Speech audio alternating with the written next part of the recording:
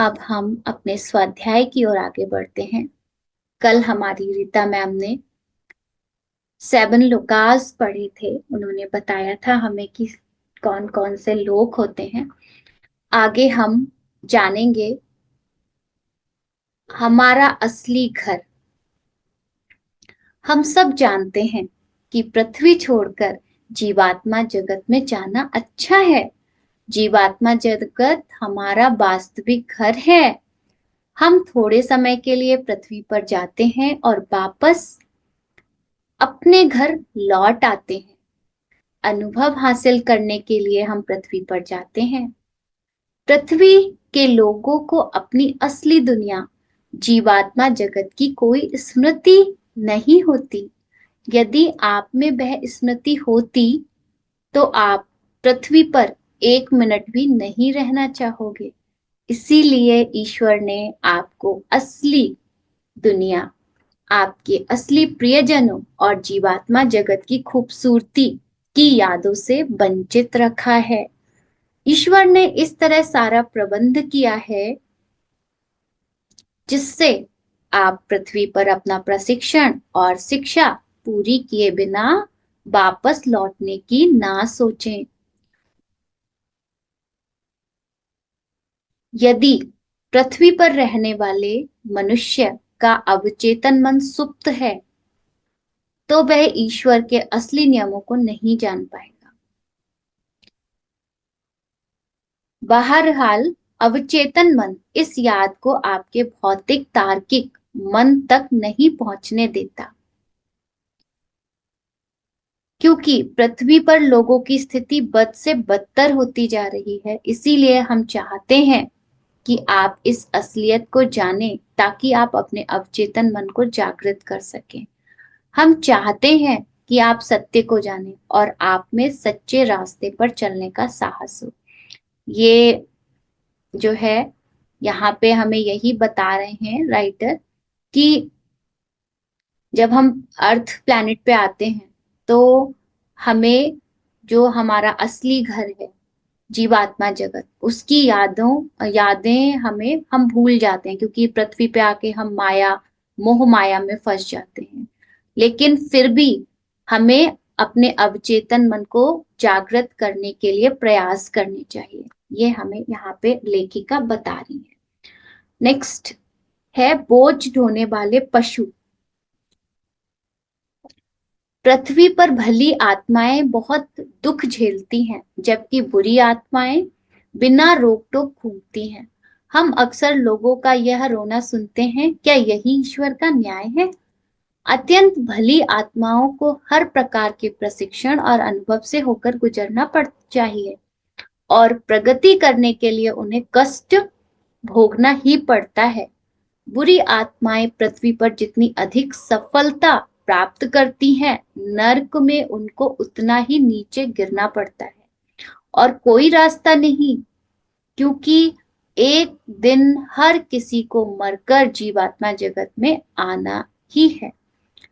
इसीलिए पृथ्वी पर बुरी आत्माएं जितनी सफलता और सुख हासिल करती हैं, जीवात्मा जगत में उन्हें उतने ही खराब अनुभवों से गुजरना पड़ता है। यदि दुष्ट या बुरी आत्माएं दूसरों को नुकसान पहुंचाने में सफल रहती हैं, तो वे दया के पात्र हैं, क्योंकि जीवात्मा जगत में वे निश्चित रूप से निम्नतम लोक में जाएंगे। जैसे कि कल मैम ने हमें बताया था कि 7 लोकाज होते हैं, तो सबसे जो नीचे वाले लोग होते हैं वहां पे बहुत डार्कनेस होती है और बहुत ज्यादा नेगेटिव वो एनवायरनमेंट होता है और उनको बहुत यातनाएं वो लोग झेलेंगे, जो बुरी आत्माएं हैं या दुष्ट आत्माएं हैं। इसीलिए उनसे ईर्ष्या नहीं करनी चाहिए और ना ही उनके लिए ऐसा कहना चाहिए कि देखो वह आदमी बुरा होकर भी खुशहाल और सफल है।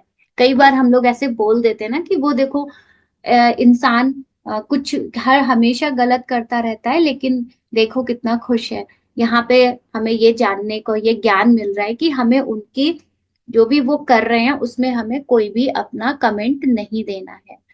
इसकी बजाय ईश्वर से प्रार्थना करनी चाहिए कि उस व्यक्ति के लिए जो श्रेष्ठ हो वह किया जाए। एक ना एक दिन पृथ्वी पर उस आदमी की मौत होगी ही, और उसे आने वाले युगों युगों का तक निम्नतम लोक में रहकर भयानक कष्ट भोगना पड़ेगा।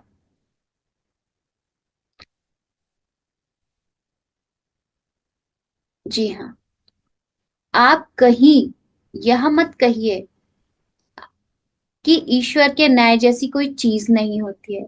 जब बुरी आत्माएं अपनी हद से आगे बढ़ती हैं, तब उन्हें सबसे ज्यादा कष्ट भोगना पड़ता है। निम्नतम लोक का अर्थ है घुप अंधेरे में सीलन भरी सर्द बंजर चट्टाने, जिन पर चारों ओर लेगने वाले जंतु रहते हैं।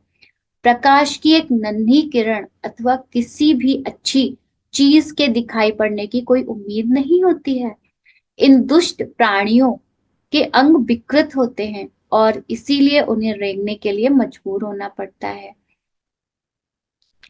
उनके भयानक चेहरे होते हैं और उनके कपड़े फटे पुराने चीथड़े होते हैं। वे आधे मनुष्य और आधे पशु होते हैं। बुरी आत्माओं के लिए सजा भोगने का दूसरा रास्ता भी है। यदि आप सच्चे रूप से पश्चाताप करते हैं और सच्चे मन से ईश्वर को पुकारते हैं, तो आप बोझ ढोने वाले पशु के रूप में जन्म लेकर कष्ट सहन करते हैं। यह निम्नतम लोक में जाने से तो कई अच्छा है।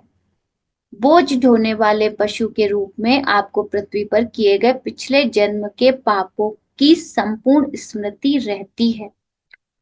अपने द्वारा किए गए प्रत्येक पाप को याद करते हुए, उस पर पश्चाताप करते हुए आप कष्ट भोगते रहते हैं। एक बात याद रखें, ऐसी आत्माएं बोझ ढोने वाले पशु ही बनते हैं, ना कि पालतू जानवर जिनके साथ दया का व्यवहार होता है। इसका यह अर्थ नहीं कि मनुष्य को किसी प्राणी के साथ निर्दयी व्यवहार करना चाहिए। भली आत्माएं कभी पाप नहीं करना चाहती, क्योंकि बुरी आत्माओं वाली जगह पर उन्हें रहना बिल्कुल पसंद नहीं है। यह जगह इतनी भयानक होती है कि हम इसका शब्दों में वर्णन नहीं कर सकते। हम ये जो बताया जा रहा है वो आ, रतु और बिस्पी के द्वारा, उनकी जो मदर हैं भाव खुर्शेद भावनगरी जी, उनको बताया जा रहा है ना। और उन्होंने ही इसको ऑटो राइटिंग के थ्रू इसको बुक के फॉर्म में लिखा है ना। तो यदि कर सके तो बुरी आत्माओं को सुधारने की कोशिश कीजिए, ताकि उन्हें निम्नतम लोक में ना जाना पड़े। यदि वे अपने दुष्कर्मों में सफल रहते हैं, तो निश्चित रूप से कुछ ही वर्षों में उनके लिए स्थिति बहुत बुरी होगी। इसीलिए यह आपका कर्तव्य है कि आप सच्चाई उन्हें उनकी सच्चाई से परिचित कर उन्हें सुधारने का दृढ़ प्रयत्न करें। यदि उनके प्रति अच्छा बनकर उनके कर्म में कभी भी उन्हें प्रोत्साहन मत दीजिए, बल्कि उन्हें यह बताइए कि वे कितने गलत हैं। मतलब गलत का साथ नहीं देना है, यहाँ पे राइटर हमें ये समझा रही हैं, बल्कि अगर वो गलत हैं तो आपको उनको गलत बोलना भी चाहिए। नेक्स्ट टॉपिक है हमारा, क्या सबकी मदद करना हमारा धर्म है? तो इसमें हम जानेंगे कि सर्वशक्तिमान ईश्वर के असली नियमों को जानना बड़े सौभाग्य की बात है। आपने लोगों को यह कहते सुना होगा, सबकी मदद करना हमारा धर्म है। हाँ बिल्कुल, दूसरों की मदद करना हमारा धर्म है, लेकिन हर किसी की नहीं। यदि लोगों की मदद करना अच्छी बात है, लेकिन आप अपने सभी लोगों की मदद नहीं कर सकते, क्योंकि कुछ लोग निश्चित रूप से दुष्ट होते हैं। यह आप पर निर्भर करता है कि आप यह तय करें कि किन लोगों की मदद करनी है और किन की नहीं। क्योंकि यदि आप दुष्ट व्यक्ति की मदद करते हैं, तो आप दुष्टता को बढ़ावा देते हैं। तो आप खुद ही ये सोचें कि क्या आपने सही किया? क्या ईश्वर आपसे यही करवाना चाहते हैं? विचार करने पर आप समझ जाएंगे कि आप खुद के साथ उस दुष्ट आत्मा को भी नुकसान पहुंचा रहे हैं। आप कहेंगे, मैं दुष्ट की मदद किसी की हत्या करने या किसी को नुकसान पहुंचाने में नहीं कर सकता। हम भी समझते हैं आप ऐसा नहीं करेंगे, लेकिन यदि आप भोजन, धन या कपड़े देकर भी उस दुष्ट आत्मा की मदद करते हैं, तो क्या यह गलत है? हाँ, यह बिल्कुल गलत है। यह गलत है क्योंकि यह सब पाकर आप अपनी ताकत, वह व्यक्ति जो दुष्ट है ना, अपनी ताकत बढ़ाता है और आगे भी दुष्ट कर्म करना जारी रखता है। इसीलिए ऐसे लोगों की मदद करना ईश्वर के नियमों के विरुद्ध है, क्योंकि आपकी मदद करने पर वह औरों को नुकसान पहुंचाना जारी रखता है। दुष्ट व्यक्ति के साथ दृढ़ता से व्यवहार करें। यदि आप दृढ़ नहीं होंगे, तो इसका अर्थ है कि आप ऐसे लोगों को बढ़ावा दे रहे हैं। ऐसा करने से आप भी उसी पाप की श्रेणी में शामिल हो जाएंगे। मान लीजिए आप सड़क किनारे किसी भूख से तड़पते मनुष्य के पास से गुजरते हैं और आपको लगता है कि उसे कुछ पैसे देना या खाना खिलाना आपका धर्म है। आप उससे यह नहीं पूछ सकते कि क्या वह कोई बुरा आदमी है, और यदि वह बुरा हुआ भी तो निश्चित रूप से वह आपसे सच नहीं कहेगा। इसीलिए आप यह नहीं जान सकते कि वह बुरा है या भला। आपका मन कहता है कि उसे कुछ ना कुछ दिया जाए क्योंकि वह भूख से बेहाल है। यदि उसका मन यदि आपका मन ऐसा कहता है तो आपको उसे कुछ जरूर देना चाहिए, क्योंकि आप उस आदमी के चरित्र से पूरी तरह अनजान हैं। लेकिन यदि आप जानबूझकर किसी दुष्ट आदमी को दान देते हैं या उसकी मदद करते हैं, तो इसका अर्थ है कि आप खुद भी दुष्ट हैं, अन्यथा आप एक दुष्ट व्यक्ति की किसी प्रकार की मदद नहीं करते। आप कहेंगे, लेकिन वह भूख से बेहाल है, क्या ऐसी हालत में मुझे उसे भूख से मरते हुए देखते रहना चाहिए? नहीं, यह मानवता नहीं है। इसीलिए उसे खाना खिलाइए, लेकिन किसी और तरीके से उसकी मदद तब तक मत कीजिए जब तक कि आप अपने गलत कामों के लिए पश्चाताप जब तक कि वह व्यक्ति जो गलत है अपने गलत कामों के लिए पश्चाताप ना करे। इसका अर्थ यह है कि उसे अपने किए पर सचमुच पछतावा है और सही मायने में पूरे मन से वह सुधरना चाहता है। उस स्थिति में आप जैसे चाहें वैसे उसकी मदद कर सकते हैं। यह आपका कर्तव्य है कि आप दुष्टता से उबरने तथा उठने में उसकी मदद करें।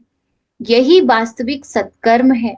ऐसा व्यक्ति अगर सच्चे मन से पश्चाताप करता है और सचमुच सुधरना चाहता है, तो ही आपके द्वारा उसे भरपूर सहारा दिया जाना चाहिए। अच्छे काम करने में अच्छे लोगों की मदद कीजिए। अच्छे की मदद के लिए अपनी सीमा से बाहर भी जाना पड़े तो जाइए, लेकिन यह ध्यान रहे कि आप जो भी करें वह निस्वार्थ हो। आपके कर्म शुद्ध रूप से स्वार्थ रहित होने चाहिए। लोगों की मदद करने के बारे में ये बातें आपको जाननी चाहिए कि हमें विश्वास है कि आप कभी गलत नहीं कहेंगे। आगे हमें भावनगरी जी नेक्स्ट बताती हैं, दुनिया में किए जाने वाले अपराध विरुद्ध पाप कर्म। कई बार हम सुनते हैं और अक्सर कहते हैं ईश्वर उनकी मदद करता है जो खुद अपनी मदद करते हैं। यह बिल्कुल सच है। सर्वशक्तिमान ईश्वर का असली नियम यही है।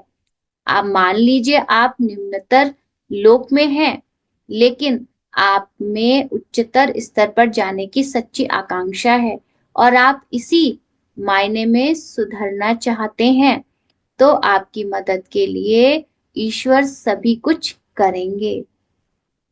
सर्वशक्तिमान ईश्वर आपकी आध्यात्मिक उन्नति चाहते हैं। वह चाहते हैं कि आप सचमुच खुश हों। इसीलिए वह यदि आप सुधार की थोड़ी सी भी इच्छा प्रकट करते हैं तो आपको भरपूर मदद मिलेगी। निचले स्तर पर रहने वाले बहुत से लोग कहते हैं कि हमने किसी का कुछ नहीं बिगाड़ा, हम ईश्वर से डरने वाले लोग हैं और हमने कभी अपराध नहीं किया। हो सकता है कि आपने कभी कोई अपराध नहीं किया हो, लेकिन आप में बहुत से पाप किए हो सकते हैं। पृथ्वी पर लोगों द्वारा बनाए गए इन नियमों से ईश्वर का कोई संबंध नहीं है। आपकी दुनिया में जिसे अपराध माना जाता है वह पाप हो, यह जरूरी नहीं। इसी तरह जो पाप है वह जरूरी नहीं कि अपराध भी हो। उदाहरण के लिए, स्वार्थी होना अपराध नहीं है, ना ही यह अपराध है कि आप अंदर से बुरे हो और दुनिया के सामने यह दिखावा करें कि आप पुण्यात्मा हैं। नहीं, यह अपराध नहीं, बल्कि ये बहुत बड़ा पाप है। यह अपराध नहीं है, ये बहुत बड़ा पाप है। तो आपने देखा, आपके द्वारा किए गए बहुत से अपराध अर्थात मानव निर्मित कानूनों को तोड़ना पाप नहीं है। पाप करने का अर्थ है ईश्वर के बनाए नियमों को तोड़ना। बहुत से पाप ऐसे होते हैं जिन्हें आपकी दुनिया में गलत नहीं माना जाता, इसीलिए धरती के लोग सर्वशक्तिमान ईश्वर के असली नियमों को समझने में भूल कर जाते हैं। कोई पाप कई पाप ऐसे होते हैं जिन्हें लोग गंभीरता से नहीं लेते, और कुछ तो ऐसे होते हैं जिन्हें पाप माना ही नहीं जाता। इसीलिए धरती पर रहने वाले लोगों के लिए यह जानना अच्छा नहीं कि कौन से पाप उन्हें उनके असली घर जीवात्मा जगत के निम्न स्तरों की ओर ले जाने वाले हैं। मनुष्य को अपने पापों की सजा भोगनी पड़ती है। अब जो मैं बताने जा रहा हूं उस पर विशेष ध्यान दीजिए, क्योंकि यह बहुत महत्वपूर्ण है। इसे समझने में आप बिल्कुल भी भूल ना करना। कहते हैं कि यदि दुष्ट लोग अपनी दुष्टता छोड़कर सन्मार्ग पर चलें तो ईश्वर उनकी जिम्मेदारी उठा लेते हैं। हाँ बिल्कुल, ईश्वर जिम्मेदारी लेते हैं और उन्हें उठाने में मदद करते हैं। लेकिन इसका यह मतलब नहीं कि मनुष्य के भला बनने की इच्छा जाहिर करते ही ईश्वर उसे माफ कर स्वर्ग में उसका स्वागत करेंगे। बिल्कुल नहीं। चाहे जो भी हो, आपको अपने पापों का हिसाब चुकाना पड़ता है। लेकिन यदि खुद को बदलने की आप में सच्ची लगन हो तो ईश्वर आपकी मदद अवश्य करेंगे। ऐसा केवल तब होता है जब आप अपने पापों के लिए सच्चे मन से पश्चाताप करते हैं और ईश्वर को यह भरोसा हो कि आप अपने पुराने रास्तों पर नहीं चलेंगे। केवल तभी वह आपको तेजी से ऊपर उठाने में मदद करेंगे। तेजी से उठने का अर्थ यह नहीं कि ईश्वर आपको सीधे उच्चतर लोक में ले जाएंगे, बल्कि इसका यह अर्थ है कि आपका मार्गदर्शन करेंगे और आपको सही तरीके से अपने कर्मों का हिसाब चुकाना सिखाएंगे। वह आपको इस तरह राह दिखाएंगे जिससे आप उच्च स्तरों पर किसी अन्य तरीके की तुलना में ज्यादा जल्दी पहुंच जाएंगे। आप बिल्कुल यह धारणा ना पालें कि यदि आप इस पल दुष्ट हैं और अगले ही पल ईश्वर के बारे में सोचने लगें और उनकी पूजा करने लगें तो आप स्वर्ग पहुंच जाएंगे। पुरोहित के आगे अपराध स्वीकार करना, यह सोचना कि ईश्वर ने माफ कर दिया, अज्ञानता है। जैसा कि मैंने पहले कहा, पुरोहित आपसे आप अधिक पापी हो सकता है। आपको क्षमा करने वाला वह कौन होता है? पापों के लिए क्षमा तो केवल सर्वशक्तिमान ईश्वर ही कर सकते हैं, लेकिन तब तक नहीं जब तक कि आप सच्चे मन से पश्चाताप ना करें। अच्छाई के लिए खुद को बदलने की आपकी आंतरिक अभिलाषा एकमात्र महत्वपूर्ण चीज है। आपकी आंतरिक इच्छा एक सच्चे, ईमानदार और भला जीवन जीते हुए सर्वशक्तिमान ईश्वर तक पहुंचने की होनी चाहिए। कोई व्यक्ति बहुत सी बहुत ही साधारण हो सकता है और हो सकता है कोई उसे दोबारा देखना पसंद ना करे, अथवा किसी को भी उसकी मामूली लगने वाली सवालों के जवाब देने की जरूरत महसूस ना हो सकता है कि आपकी दुनिया में उसकी कोई हैसियत ना हो, लेकिन जीवात्मा जगत में उसका स्थान पृथ्वी पर एक बड़े प्रसिद्ध हस्तियों से भी अधिक ऊंचा हो सकता है। तो इस प्रकार पृथ्वी पर आपके लिए सचमुच की भली और दुष्ट आत्माओं के बीच संपर्क करना मुश्किल होता है। इन आत्माओं के बीच भारी अंतर होता है। आप उनके बीच अंतर कर पाने में सफल होते हैं क्योंकि आप उनके स्पंदन और प्रभा मंडल से पूरी तरह अनजान होते हैं। हाँ, कौन सी आत्मा भली है और कौन सी दुष्ट है, यह समझ पाना आपके लिए सबसे कठिन है। कई बार पृथ्वी पर लोग किसी व्यक्ति को बहुत ही धार्मिक और पवित्र मान लेते हैं, लेकिन हो सकता है कि वह व्यक्ति बहुत दुष्ट हो।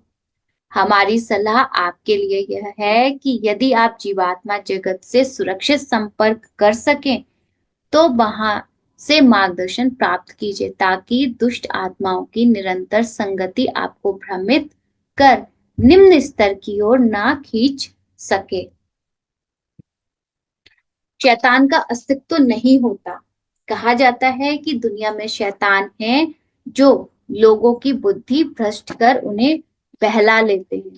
तो हम आपको बताएंगे कि हमारे संसार में कोई शैतान नहीं होता, लेकिन यहाँ जीवात्मा जगत के निम्न स्तरों पर और साथ ही आपकी पृथ्वी पर दुष्ट लोगों के होने के कारण शैतानों का अस्तित्व होता है। इन शैतानों ने आपकी दुनिया को नर्क जैसा बना दिया है। पृथ्वी पर आप सब भली, बुरी और दुष्ट आत्माएं साथ मिलकर रहती हैं, लेकिन यहाँ जीवात्मा जगत में भली आत्माएं बुरी अथवा दुष्ट आत्माओं के साथ नहीं रहती। सारी भली आत्माएं एक साथ, सारी बुरी आत्माएं एक साथ, सारी दुष्ट आत्माएं एक साथ। जीवात्मा जगत में आपको इस बात से डरने की जरूरत नहीं है कि कोई दुष्ट आत्मा आपको नुकसान पहुंचाएगी अथवा कोई बुरी आत्मा आपसे छल करेगी। यहाँ सभी भली आत्माएं एक साथ मिलजुल कर प्रेम से रहती हैं, एक दूसरे की मदद करती हैं और कभी किसी को नुकसान नहीं पहुंचाती। बुरी आत्माएं एक साथ रहती हैं और एक दूसरे को धोखा देती हैं। उनमें ईर्ष्या, बेईमानी और एक दूसरे के लिए दुर्भावनाएं भरी होती हैं। वे एक दूसरे को नुकसान पहुंचाती हैं, यहाँ तक कि मानसिक रूप से वे एक दूसरे को कष्ट भी पहुंचाती हैं। लेकिन जो बुरी आत्माएं खुद को सुधारना चाहती हैं, उन्हें मदद के लिए सिर्फ पुकार लगानी होती है। यदि उनकी यह पुकार सच्ची है तो उच्चतर लोकों से तुरंत उन्हें मदद दी जाती है। उच्चतर लोकों की अनेक दयालु आत्माएं उनकी मदद के लिए आती हैं और उन्हें कष्ट से बाहर निकालने की कोशिश करती हैं। निम्न निम्नतम लोक की दुष्ट आत्माओं के लिए आध्यात्मिक विकास कठिन होता है क्योंकि उनके आसपास रहने वाली दुष्ट आत्माएं उन्हें और भी बिगाड़ने की कोशिश करती हैं, उन्हें सुधरने नहीं देती क्योंकि दुष्ट आत्माएं अच्छाई को विकसित नहीं होने देती। इसीलिए उन सुधार चाहने वाली दुष्ट आत्माओं का परिवर्तन असंभव तो नहीं, लेकिन बहुत मुश्किल जरूर होता है। यहाँ तक कि बुरी से बुरी दुष्ट आत्मा भी थोड़े समय में सुधर सकती है, लेकिन कुछ दुष्ट आत्माएं निम्नतम लोक में सदियों तक रह जाती है क्योंकि उनमें अच्छाई की ओर बढ़ने की इच्छा बिल्कुल नहीं होती। ऐसी आत्माएं सुधार चाहने वाली आत्मा को रोकने की कोशिश करती हैं क्योंकि वे अकेले नहीं रहना चाहती। वे इस प्रकार निम्नतर लोकों से उठना मुश्किल है, लेकिन यदि आप सच्चे रूप से पश्चाताप करें तो यह असंभव नहीं है। तो प्रिय पाठकों, असली शैतान वे होते हैं जो दूसरों को अपनी तरह दुष्ट बनाने की पूरी कोशिश करते हैं। यदि दूसरे उच्चतर लोगों तक उठना चाहते हैं तो ऐसी बुरी आत्माएं पूरी ताकत के साथ उन्हें हतोत्साहित करती हैं और यहाँ तक कि यदि संभव हो तो उन्हें नुकसान पहुंचाने की भी कोशिश करती हैं ताकि वे ना उठ सकें। आइए सर्वशक्तिमान ईश्वर के बारे में चर्चा करें। आपको ईश्वर के बारे में बताने की कोई आवश्यकता नहीं, क्योंकि हर आदमी उनके बारे में अर्थात हमारे स्वर्ग के स्वामी और हमारे विश्व सहित अन्य अनेक विश्व के पिता के बारे में जानता है। ईश्वर प्रेम, करुणा, न्याय और ज्ञान की खान है। वह स्वर्ग के न्यायशील स्वामी हैं और कभी किसी भी आत्मा के साथ अन्याय नहीं करते। उनकी एकमात्र इच्छा हमेशा उनकी उन्नति में मदद करने की होती है। वह आपको अपने कुविचारों से छुटकारा पाने, अपनी आत्मा को शुद्ध करने और खुद को खुशहाल बनाने में आपकी मदद करते हैं। उनके पास कोई यदि ऐसे कोई मददगार होते हैं जो निम्नतम लोगों की आत्माओं का भी मार्गदर्शन करते हैं। इसीलिए आप इस बात को लेकर निश्चिंत रहिए कि उनकी करुणा और प्रेम कभी व्यर्थ नहीं जाते और वे दुष्टतम आत्माओं को भी उच्चतम लोगों की ओर ले जा सकते हैं। नेक्स्ट है, मनुष्य जो बोता है वही काटता है। पृथ्वी पर बहुत से लोग आमतौर पर मृत्यु के बाद भी जीवन है इसमें विश्वास नहीं करते। जो विश्वास करते हैं वे शाश्वत शांति में भरोसा करते हैं और मानते हैं कि इसका अर्थ है हमेशा हमेशा के लिए सोते रहना। कितना मूर्खता भरा निष्कर्ष है और कितना भ्रांत विचार। जीवात्मा जगत में हम पृथ्वी पर आपकी तुलना में अधिक जीवंत हैं, क्योंकि हम शरीर के दुख दर्द से मुक्त हैं। हम लगभग हमेशा ही प्रसन्न रहते हैं और हम भौतिक शरीर के बोझ से मुक्त जीवात्माएं होती हैं। हम वह कार्य करते हैं जो हमें पसंद है। हमारा आपस में झगड़ा नहीं होता, हम एक दूसरे को दुख नहीं पहुंचाते और हम कभी भी चोरी या एक दूसरे का नुकसान नहीं करते। इसीलिए हमें अपने घरों की सुरक्षा करने की जरूरत नहीं पड़ती। हम पूरी तरह स्वतंत्र हैं और हमारी जो स्वतंत्रता है वो सर्वशक्तिमान ईश्वर द्वारा हमें दी गई है। यदि हम पढ़ना चाहते हैं तो हम पढ़ते हैं, यदि हम काम करना चाहते हैं तो हम काम करते हैं, यदि हम आराम करना चाहते हैं तो हम आराम करते हैं, यदि हमारी इच्छा अपने किसी दोस्त से मिलने की है तो हम उससे मिलते हैं, यदि हमारा मन प्रार्थना करना चाहता है तो हम प्रार्थना करते हैं। हमें जो भी करने की इच्छा होती है वह हम करते हैं। तो क्या इसका अर्थ ये नहीं कि आप सबकी तुलना में अधिक स्वतंत्र हैं? क्या हम आपकी तुलना में अधिक जीवंत और अधिक जानकार नहीं हैं? और क्या हम आपको आपकी तुलना में अधिक नहीं जानते? हम बस चाहते हैं कि आप यह ध्यान रखें कि हम जो भी आपसे कहेंगे वह आपके ज्ञान और आपके विचार की तुलना में अधिक बेहतर है। लेकिन इसके बावजूद भी हम यह स्वीकारते हैं कि हम परिपूर्ण नहीं हैं। हम भी सीख रहे हैं। केवल ईश्वर के पास पहुंचकर ही हम अपने आप में पूर्ण और शुद्ध हो सकते हैं। अब जबकि आप हमें पूरी तरह समझने लगे हैं, हम जीवात्मा जगत के निवासी आपके लिए यह संदेश भेजना चाहते हैं ताकि हम आपका मार्गदर्शन कर सकें। जीवात्मा जगत की तुलना में आप पृथ्वी जगत द्वारा एक उच्च आध्यात्मिक स्तर पर काफी तेजी से पहुंच सकते हैं। हमारे सर्वशक्तिमान ईश्वर के कुछ नियम होते हैं जिनका सभी आत्माओं द्वारा बहुत ही सख्ती से पालन किया जाता है। सबसे महत्वपूर्ण है, आप जो बोएंगे वही काटेंगे, अर्थात आप जैसा करेंगे वैसा ही आपको फल मिलेगा। सर्वशक्तिमान ईश्वर का हृदय बड़ा दयालु और प्रेम भरा है, इसीलिए मनुष्य उनके प्रेम और उनकी करुणा दया का फायदा उठाने लगता है। लेकिन ईश्वर ने आपको एक अवचेतन मन अथवा अंतःकरण दिया है। यह अवचेतन मन इस सिद्धांत पर काम करता है कि आप जैसा बोएंगे वैसा काटेंगे। अच्छे के बदले अच्छा और बुरे के बदले बुरा। कोई अन्याय नहीं है। यदि आप अच्छे हैं तो जीवात्मा जगत में आप प्रसन्नता पाएंगे। यदि आपने किसी को नुकसान पहुंचाया है तो आपको इसका हिसाब चुकाना पड़ता है। और आपका अपना अवचेतन मन आपको दुख का अनुभव कराता है।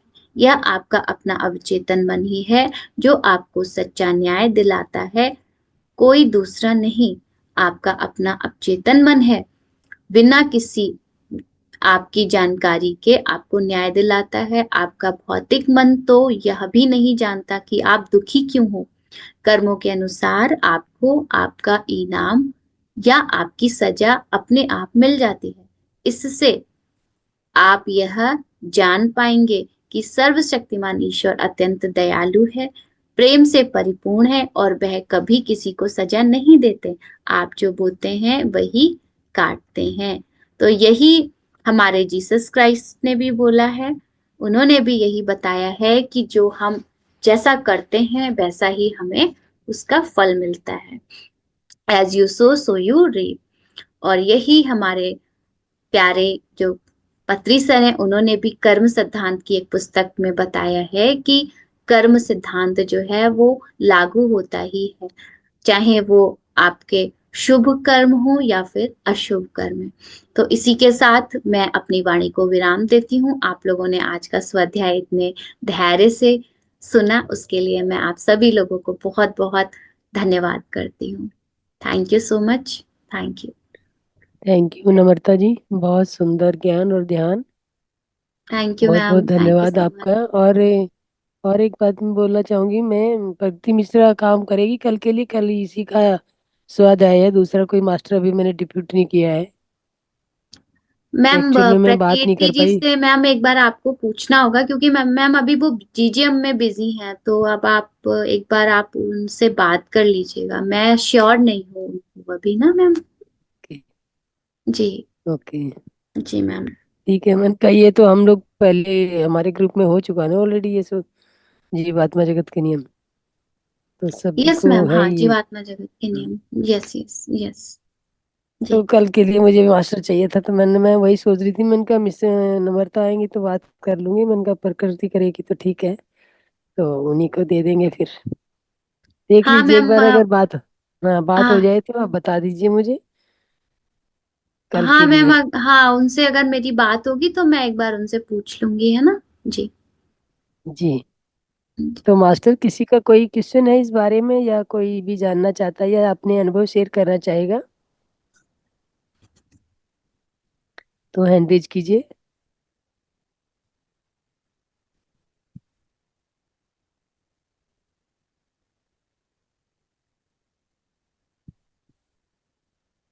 यस मास्टर, कोई भी अपना किसी को कुछ पूछना है क्या? पुष्कर जी कुछ कहना चाहेंगे? अनम्यूट कर लीजिए अपने आप को। वो एक पूछ रही थी अभी ध्यान से पहले। जी कौशल्या जी। हाँ। कौशल्या जी, यस कौशल्या जी बोलिए, आपको क्या कहना है? कौशल्या जी हैं भी? कौशल्या जी तो नहीं है, सिया जी ने हैंड रेज किया है। यस सिया जी, अनम्यूट कर लीजिए अपने आप को। Hello ma'am. यस बोलिए। हाँ जी मैम, मेरे को ये पूछना था कि जैसे सिर दर्द के लिए कोई एक्यूप्रेशर पॉइंट। किसके लिए? सिर दर्द के लिए, हेडेक सिर के लिए। दर्द के लिए। सिर दर्द के लिए मैम देखिए, आपका ये जो थंब होता है हमारा, थंब हाँ जो होता जी। है ये हमारा हेड को, सिर को रिप्रेजेंट करता है। और थी इसका थंब का, अगर आपके सिर के ऊपर वाले पोर्शन में पेन हो रहा है, तो ये हम्म। थंब का आपको मेरा, सॉरी मैंने वीडियो ऑन नहीं किया, तो ये मेरा हाथ दिख रहा है आपको? हाँ जी मैम। हाँ, तो ये अगर आपके सिर के ऊपर वाले पोर्शन में, यहाँ पे जो सहस्त्रार चक्र के उसमें अगर पेन हो रहा है, तो यस आपको मैम। ये वाला टिप जो टॉप टिप जो होता है अंगूठे का, उसको प्रेस करना होगा ऐसे करके। अब दोनों अंगूठों को भी मिला के आप ना ऐसे ऐसे प्रेस कर सकते हो, इससे दोनों के प्रेशर पॉइंट दबेंगे। और साइड में पेन हो रहा है, कनपट्टियों के पास पेन हो रहा है, तो आपको इसको यहाँ से पकड़ के दबाना होगा, दोनों नेल के साइड से आगे से, और ऐसे ऐसे करके प्रेस करना होगा, छोड़ना होगा। प्रेस करना होगा, छोड़ना होगा। तो ये है इसका हेडेक के लिए पॉइंट। ये हमारा जो अंगूठा होता है ये हेड को रिप्रेजेंट करता है, और इसके बीच में ये सारा ये आईज होते हैं, नेक होती है, ये सब ये रहता है। ओके तो मैम। कौन मैम सा जैसे ना आपको। मेरे माथे, जैसे हमारा वो है ना फोरहेड है, वहां पे होता है कई बार। फोरहेड है ये आपको माइग्रेन का तो नहीं है कोई। नहीं, माइग्रेन का तो नहीं है। नहीं, कई बार अब जैसे ना एग्जाम्स भी मैंने ना ये पुट किया था क्वेश्चन चैट बॉक्स में, अब जैसे ओके एग्जाम्स आने वाले हैं, सर्दियां हैं, तो दिल नहीं लगता जैसे पढ़ाई में, सर्दियों तो की वजह से। ये मतलब सर्दियों की वजह नहीं है, इसमें आपका स्ट्रेस है कि आप पढ़ाई को लेके ज्यादा ही कुछ वो है, और उसकी वजह से स्ट्रेस लेते हैं जो आपको नजर नहीं आता। ये हिडन स्ट्रेस होता है जो सामने नजर नहीं आता लेकिन होता है। तो हाँ उसको जी। डिजोल्व करने की कोशिश कीजिए कि आप थोड़ा स्टडी को इजी लीजिए। उसको एक बर्डन समझ के मत कीजिए एकदम, मतलब अ, ऐसा मत कीजिए कि होगा नहीं होगा, डाउट मत रखिए अपने आप पे। हाँ जी मैम। कोई भी जैसे होता है ना कि आपने अच्छे से स्टडी किया है, तो उसके बावजूद भी आपको अपने आप पे कॉन्फिडेंस नहीं है, तो वो कॉन्फिडेंस मैम को जैसे आपको बनाए। लेजीनेस है ना, अब जैसे मौसम ये वाला हो रहा है, ठंडी का मौसम है, तो फिर इसमें लेजीनेस काफी होती है। मतलब मौसम तो ठंडी का है लेजीनेस, लेकिन इस मौसम में मैं नहीं मानती ऐसा होता है। ये तो बहुत स्वीट मौसम रहता है वैसे, बुजुर्गों के लिए ये कह सकते हैं ये बात। और स्टडी पर्सन्स के लिए तो ये बहुत ही अच्छा रहता है। इसमें खाने पीने के लिए भी बहुत सारे ऑप्शंस होते हैं। अपने आप ना इम्यूनिटी को बूस्टर कीजिए, अच्छे से खाना पीना खाइए ताकि आपको ये स्ट्रेस फील ना करे हो पाए। और हाँ जब भी जी मैम। आपको ऐसा फील होता है ना कि भाई स्ट्रेस आता है जो आपको पता नहीं लग रहा कि स्ट्रेस हो रहा है, तो आप थोड़ा सा एक बात कीजिए कि जैसे आप जिस भी जगह पे बैठे हैं, जो भी कार्य कर रहे हैं, और आपको ये स्ट्रेस आ रहा है, तो थोड़ा सा अपने ये थॉट्स प्रोसेस का होता है, थॉट का ये सारा खेल होता है कि जहाँ पे हमारे थॉट्स जो होते हैं वो स्टक करते हैं वहीं पे वो आता है। तो थॉट प्रोसेस को थोड़ा चेंज करना होगा आपको। मैंने सबसे ओके बढ़िया मैम। बताया था ऐसे करने का। ऐसे इनको खींच कान के यहाँ पकड़ने का। रखो। हाँ। और 5 मिनट ऐसे रखो और आंख बंद कर लो। बस। सबसे बढ़िया। ओके सर, थैंक हाँ यू। जी। और किसी का कोई सवाल? लगता है सब सो गए। जाग तो रहे हैं। हैं? जाग तो रहे हैं सभी, कहाँ? लेकिन ये जाग रहे होते तो खिड़की भी खुली होती। खिड़कियां में चंचल जी की खिड़की खुली है, मंजू जी की खिड़की खुली है, मंजू जी, और आपकी खिड़की भी खुली है। तो मास्टर नहीं कोई क्वेश्चन है तो अब आज की अपनी वाणी को यहीं पे विराम देते हैं, कल फिर 9 बजे आप मिलते हैं मैम आप एक काम एक करना। नए मास्टर के साथ। और जी। कल ग्रुप में उसका वाटर कलर पिरामिड जग का वो डाल देना, प्राइस डाल देना। आपने मेरे को डाला है, और मैं ट्राई आपको किया। भेज दूंगा अभी। हाँ मुझे तो कल, व्हाट्सअप कर दीजिए। हाँ कल आप उसको ग्रुप में डाल देना। ठीक है मास्टर। ये चंचल जी अभी कुछ दिखा रही थी ऐसे हाथ में ऐसे करके। ये चंचल जी कुछ कहना है आपको? चंचल जी अनम्यूट कर लीजिए। राधे राधे मैम। राधे राधे। वो सर अभी पुष्कर सर ने बताया था ना, वो कान वाला कैसे, एक बार रिपीट करेंगे क्या सर? ये कान में जहाँ पे कुंडल पहनते हैं ना, यस सर। वो वाले जो पोर्शन को आपने ऐसे पकड़ना है। ऐसे पकड़ के नीचे को खींचना है। नीचे वो को तो मैं ऑलरेडी जितना खिंचे खींच हुए, इतने सकते बड़े बड़े हो। छेद हो रखे हैं। मैम जैसे जो टीचर नहीं पकड़ती थी कान ऐसे आके आके झट से नीचे से पकड़ती थी और फिर थोड़ी सी मरोड़ी लगा देती थी, वही करना है आपको। अच्छा। तो ये इसको नीचे ला करके ये जो हमारे ये जो हड्डी है ये, हम्म। ठीक है, तो जाओ की इसको ला जाओ जाओ। करके जितना नीचे आप ला सकते हो वहां पे ला करके ऐसे दबा दो। ऐसे गॉट करके। इट। पुष्कर जी कान को निकाल के लाना पड़ेगा। नहीं, आपने बुद्धा जी की फोटो, ऐसी कोई मूर्ति, ऐसी कोई ठीक कह फोटो रहे नहीं हैं। होगी जिसमें उनके कान लंबे ना हो। देखिए हाँ कान लंबे हो, स्वाभाविक लंबे होना और करना दो अलग अलग बातें हैं। उनके कान अ, स्वाभाविक लंबे हैं, और आपको, लंबे। आपने काली बुद्धा जी की बात कर रहे हो आप। जो भी जी इससे ये स्पिरिचुअल पर्सन जो भी हैं, आप गुरु नानक देव जी के देख लीजिए, बुद्धा के देख लीजिए, हाँ जी, किसी भी भगवान का, जो भगवान जिसे हम कहते हैं, किसी के भी कान देख लीजिए, उनके कान लंबे ही मिलेंगे। लंबे हैं। क्योंकि जी ये एक मतलब ये मानते हैं कि आपके जो विचारों की जो गति है और आपको शून्य में जाना है, तो उसके लिए सबसे पहला प्रोसेस यही है कि कान को खींचो और यहाँ 5 मिनट रख लो, और आपके विचार खत्म, और आप ध्यान में शून्य में चले गए। जिसके भी कान लंबे होते हैं ना, वो किसी भी कम्युनिटी को रिप्रेजेंट करता है, और रिप्रेजेंट हाँ उनका जी, करते हैं। हेड एचओडी होता है, ये समझ लीजिए। हाँ अगर वो जी। सात्विक में है, अगर मंदिर में है, तो मंदिर में भी उसका अच्छा खासा ओहदा होगा जिसका कान लंबे होते हैं, फाइनेंशियली भी अभी सब।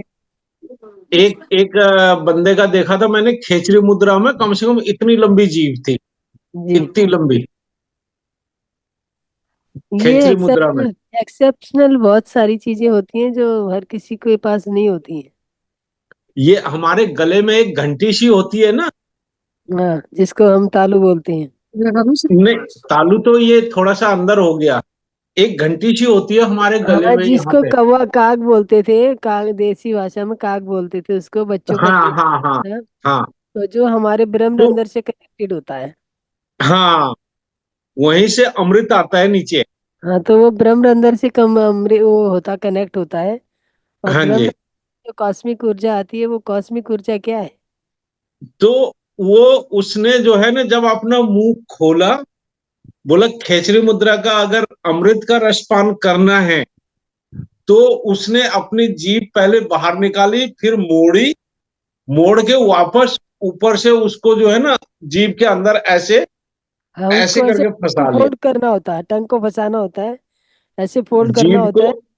हाँ, जीभ को अंदर करके वापस से हाँ वो घंटी जैसे को जीभ के अंदर रख लिया। हाँ, खेचरी मुद्रा जैसे होता है, मैं जीभ को जितना लंबा बाहर खींचो, फिर उसको उल्टा करके, फोल्ड करके, और जितना पीछे ले जा सकते हो उतना लेके जाओ, तो वो वहां मैं तक पहुंचे। मैं तो हैरान हो गया उनकी जीभ देख के। मैंने कहा और प्रभु। उसको फिर उसकी उतनी लंबी सांस की जो लेंथ होती है उतनी बढ़ जाती है, जो हाँ, छोटी ट्यूब वाले की लेंथ नहीं बढ़ती है ज्यादा।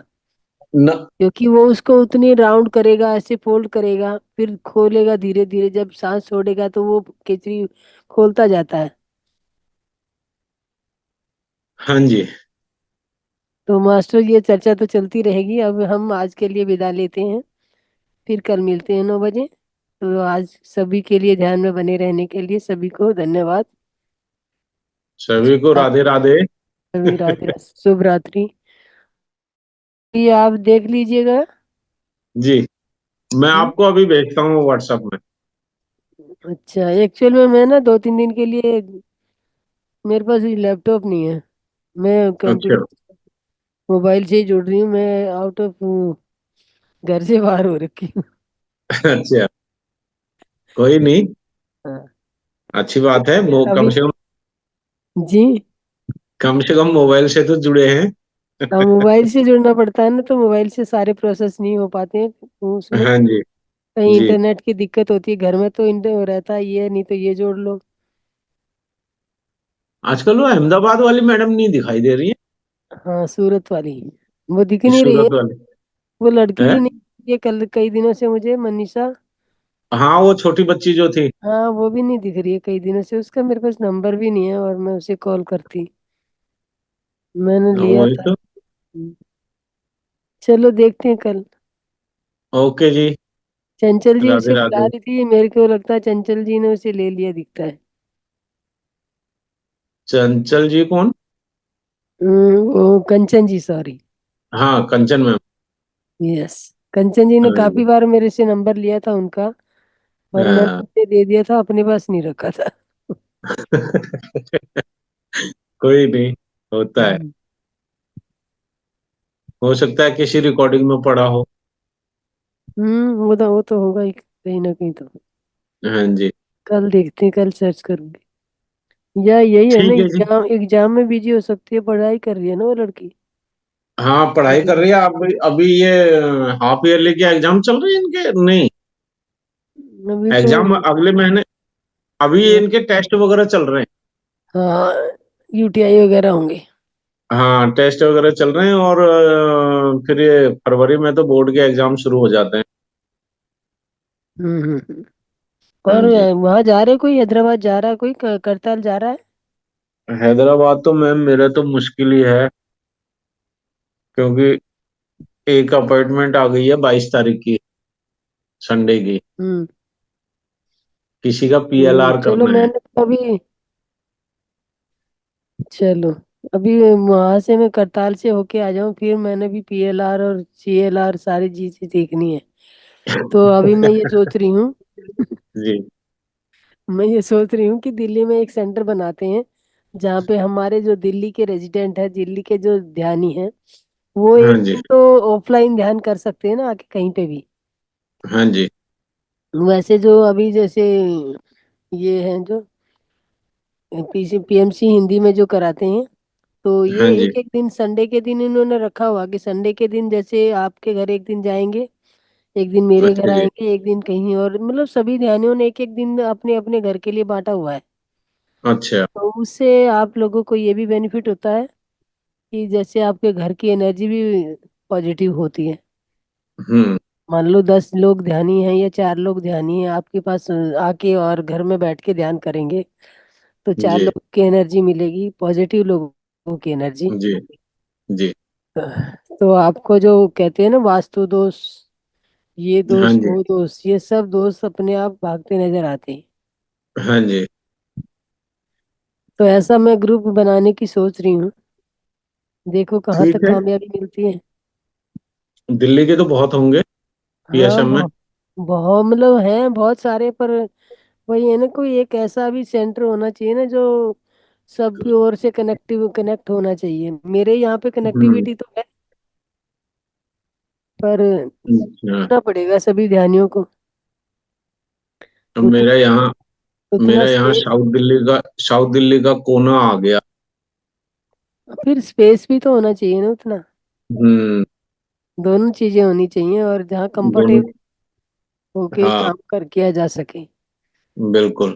जहाँ दो बाकी तीन जहाँ 3-4 घंटा कोई डिस्टर्ब ना करे। मतलब बाकी डिस्टर्ब ना करे, घर के, हमारा घर उस पे आता है तो बाहर की दरवाजे के बाहर की आवाजें आती हैं, गाड़ियां अच्छा। चलती हैं, ये होता है वो होता है। हाँ।